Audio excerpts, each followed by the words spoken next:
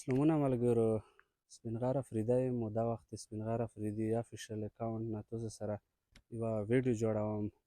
ویډیو کې څه خبرې کوم، هغه خبرې زه کوشش کوم چې یو میسیج وي په دمو په خبرو کې، او یو اویرنس وي پکې، او خلک څوک چې کسي چې هغو ته کم از کم چې کوم انفارمیشن غواړي چې ګین یې کړو که نه، چې هغه مطابق دومره لږ ډېر انفارمیشن خو وي، دومره معلومات وي ویډیو کې.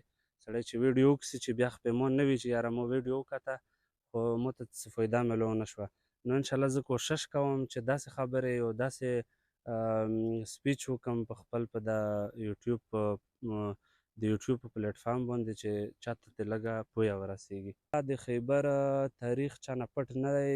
د خیبر یو زوی یوه لوکه یو ټنډی ډېر زیات لوړ جوار تاریخ لري. مونږ خو چونکې همدلته پاتې کېږو، د مونږ علاقه و، بیا که سوچ وکړې خیبر نو ډېر تاریخي بایپوسته یې د ټول ایشیا چې څومره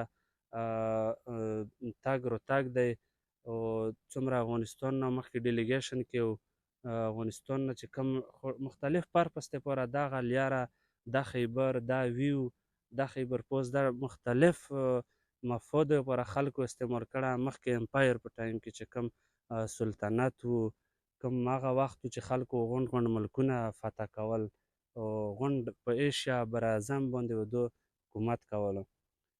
چې کله تو ته د دغه تاریخ بیکګراوند معلوم شي، تو ته دا تاریخ معلوم شي، نو ته د هغه په بیس باندې بیا د اوس وخت کې چې څه حالات روان دي، په اوس وخت کې چې کوم موږ نه ګیر چاپېره ګاونډي ملکونه یا کوم لینډ لاک کنټریز دي، هغه که سنټرل ایشیا او هغه که نور داسې ملکونه سمندر سره ټچ دي، هغو که خپله کې سره تګ راتګ دی، خپله کې کړه وړه وي، روکړه ورکړه، نو هغه ټولې خبرې د دغه د تاریخ د بیس نه انډرسټینډ کېږي.